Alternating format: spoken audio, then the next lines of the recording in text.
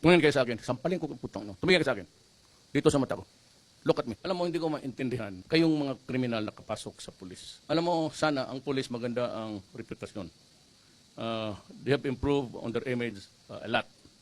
Tumaas na yung respeto ng tao, taong bayan, sa ating mga pulis. Kayo yung, alam mo, sa totoo lang, prangkahan ko ngayon buong Pilipinas. Pag ganun kayo ng ganun, putang ina, papatayin ko talaga kayo. Masiguro ninyo yan. Wala na akong magawa sa inyo, mga ulol kayo.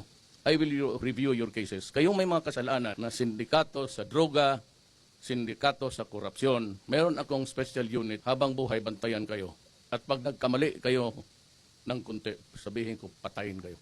Bakit kayo pumasok sa pulis? Anong nakain ninyo na itong pulis para lang ito sa mga taong may pagmamahal sa bayan at gusto makapagsilbi sa kapwa-tao nila? Bakit kayo napasok dito mga animal kayo? Para naman kayong putang ina, mga aso na eh. Ano, totoo lang, mabuti lang marami tao, may opisyal dito ninyo. Kanina ko pa papalo ng... Kayong doon sa may kaso, wag na kayong mag-bail. Wag ninyo akong sisihin. Wag na kayong magtansa, magtiis kayo dyan sa loob. Mas safer ang Pilipinas kung nasa loob kayo. O kung hindi, patay kayo. Ang sunod ko sabi noon, sabi ko itong mga kriminal, sunod kayong mga pulis na kriminal. Hindi lang nyo sinisira yung pulis. It's a government institution, an organ of government important to maintain law and order. Kayo naman ang putang ina. Ako nagwa-warning lang sa inyo. Hindi ako nagwa-warning na para pantakot. Nagwa-warning ako para gawin ko. Wala na yung pantakot. Alam ko hindi kayo matakot. May baril kayo, mag-hold up kayo, mag-kidnap kayo, patayin pa ninyo. At sinabi pa ngayon sa akin, sabi ng hepe ninyo, may lumutang na naman na patay.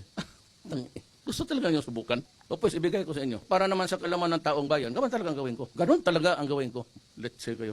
Yan ang usapan. Wala tayong sisiyan. Kagaya rin sa mga droga, sinabi ko na sa inyo. Ano pa naman yung putang ina, hindi pa ninyo maintindihan? Tapos, pag namatay kayo, maraming reklamo. Kasi ano, kay due process, kay wala. Eh, samantala kayo naman ang lumalaban. At lumalaban talaga kayo, pati kapwa ninyo pulis, pinapatay ninyo dahil ayaw ninyong mahuli. Kagaya rin yung mga mayor, pinapatay sarili nilang pulis, yung pa ang matapang ngayong mga, kunwari yung mga pamilya, due process, kainin mo yung due process, wala kayong silbi para sa akin, salot kayo sa lipunan. Winawarningan ko kayo, kayong mga pamilya nakikinig ngayon, nandito itong mga putang inang, mga asawa ninyo, kapatid, anak, huwag tayong magsisiyan. Pag nangamatay itong mga putang ina to, huwag kayong pumunta sa amin at magsisigaw kayo ng human rights, due process. Winawarningan ko na kayo eh. Ayaw ninyong maniwala, may kasalanan itong mga putang ina to, di kausapin ninyo kung ano ang totoo. Wala pag hindi ko gawin, inutil itong Pilipinas. Pati kayo sumasali. Kayo nga nang inaasahan ko. Paano tayo manalo dito sa kalaban natin mga NPA? Eh kung kayo mismo putang ina, ginagawa ninyo yung ginagawa nila. Ito basta wala. Kaya ako pinatawag dito, Barney. Ayan, yung balite na, yan ang magiging walang sisihana. Kayong mga pamilya, tingnan ninyo yung mabuti yung baka pag ito isa nito babagsak. O ayan, kita na ninyo yung mga muka nitong mahal ninyo sa buhay. Gusto niyo kalabanin ang gobyerno? O pues, hindi tayo makatakot sa gobyerno. O di ako. Sige. Ako na. Huwag na yung mga pag bumagsak ito, trabaho ko. Period.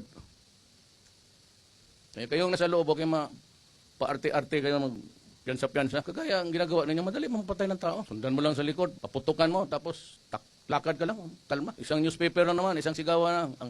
Ang ingay dyan sa TV, 2 araw lang, 3 araw, tapos na. Hanggang dyan lang naman, media, hanggang dyan lang. Publication, headline, tapos wala na. History ka na. Kung yan ang gusto ninyo, ibibigay ko talaga sa inyo.